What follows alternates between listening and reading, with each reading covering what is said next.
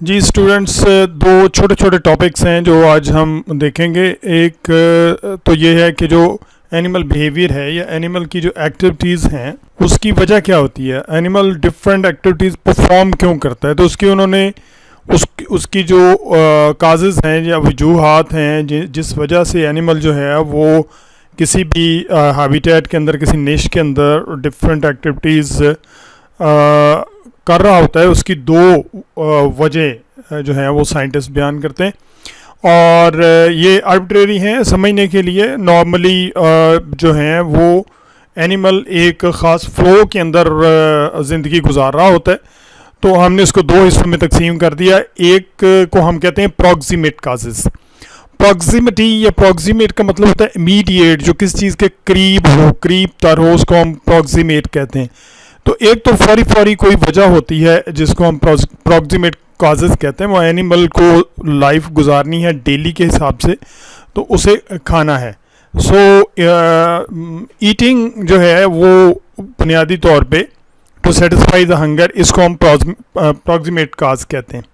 So these are more immediate, you can say ecological and physiological causes of behaviour, और इसको हम कहते हैं कि ये प्रॉक्सिमेट काज है। दूसरी जो है वो अल्टीमेट काज है, जो लॉन्ग टर्म है, जो एवोल्यूशनरी डेवलप हुई है।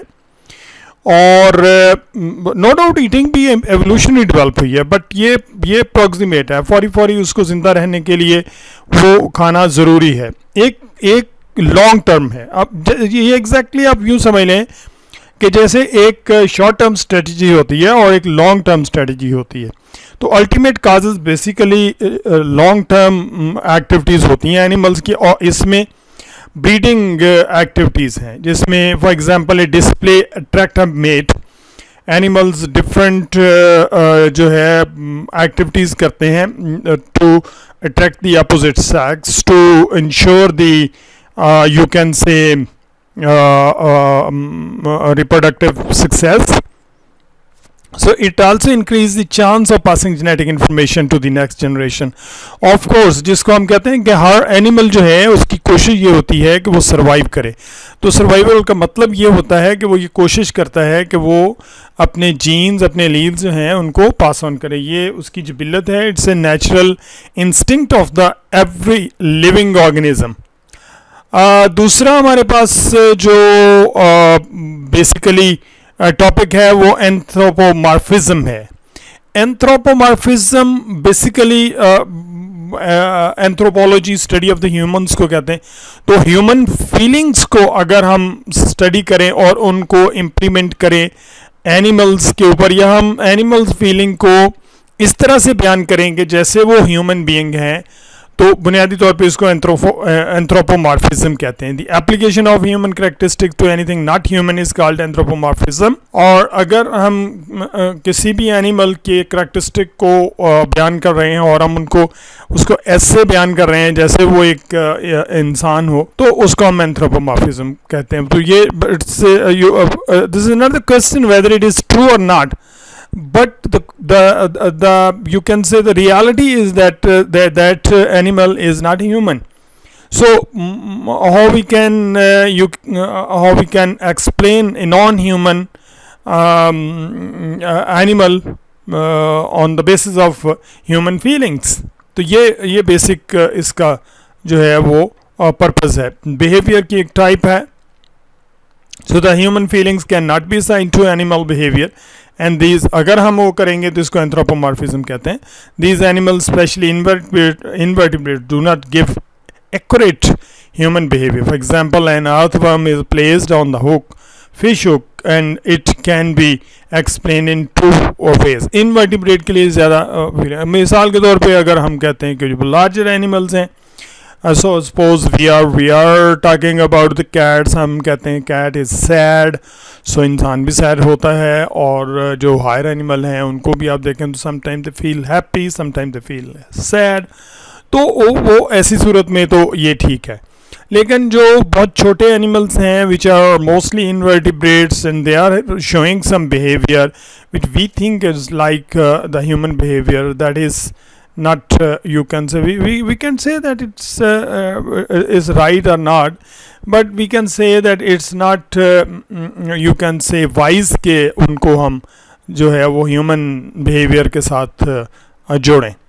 सो इसकी सपोज एक अर्थवर्म है जिसको एज ए बेट इस्तेमाल किया जाता है फॉर एंगलिंग. जो मछलियाँ पकड़ने वाले लोग हैं वो आमतौर पे क्या करते हैं कि अर्थवर्म्स जो हैं उनको यूज़ करते हैं as a bait, as a food use करते हैं, as a to lure the fish को अट्रैक्ट करने के लिए, उसको पकड़ने के लिए हुक के ऊपर लगाते हैं. तो जब उसको हुक के ऊपर लगाते हैं तो वो अपने मसल्स को इकट्ठा करता है. जो वो फील कि हमें ये फील होता है कि वो उसको दर्द हो रही है, वो हर्ट हो रहा है और बहुत तकलीफ़ में है. ये हमारे कॉन्शियस के अंदर उसने these are present in our conscious कि हम इस तरह से फील करते हैं.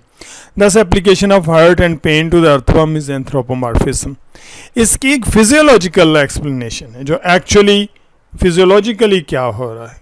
तो physiologically entirely different phenomena is taking place which is more scientific.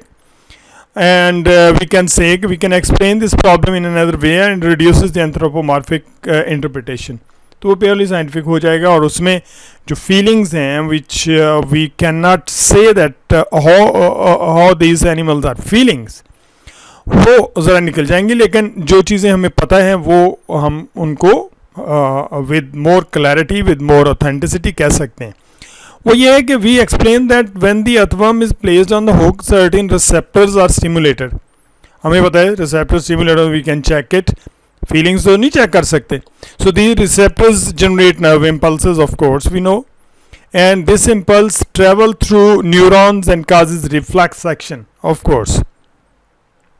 So the impulses stimulate muscles and the contraction of the muscles allows the worm to escape from the hook. And this explanation gives the actual mechanism of reflex. It does not give any feeling of the earthworm. It's a purely physiological phenomena according to the scientific explanation. तो दो तरह से हम इसको explain कर सकते हैं.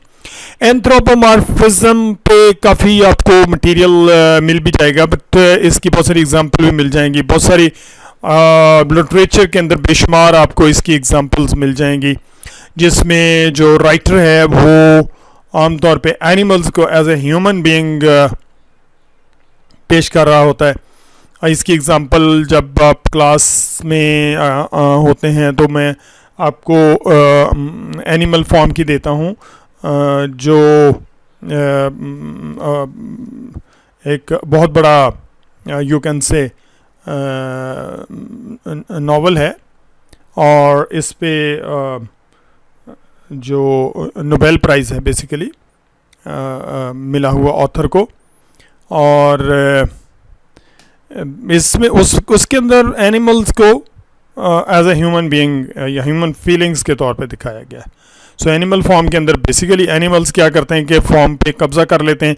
और अब जो ऑथर है उसने इस पूरे सिनारियो को इस तरह से पेश किया है कि हर एनिमल जो है वो एज ए ह्यूमन बीइंग जिस तरह जो ह्यूमन की फीलिंग्स होती हैं उसी तरीके से वो अपने लॉज बनाते हैं, अपने वहाँ पर क्राइम्स शुरू होते हैं, वहाँ पर ग्रुप्स एंड माफियाज डेवलप होते हैं एग्जैक्टली लाइक दैट. तो एनिमल फार्म जो है मैं अक्सर बच्चों को जो सजेस्ट करता हूँ वो पढ़ें. जॉर्ज ऑरवेल का है, छोटी सी बुक है अबाउट 99 और 100 pages.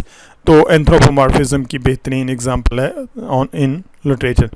Thank you very much students. और इस पे आप अगर कोई क्वेश्चन हो तो ज़रूर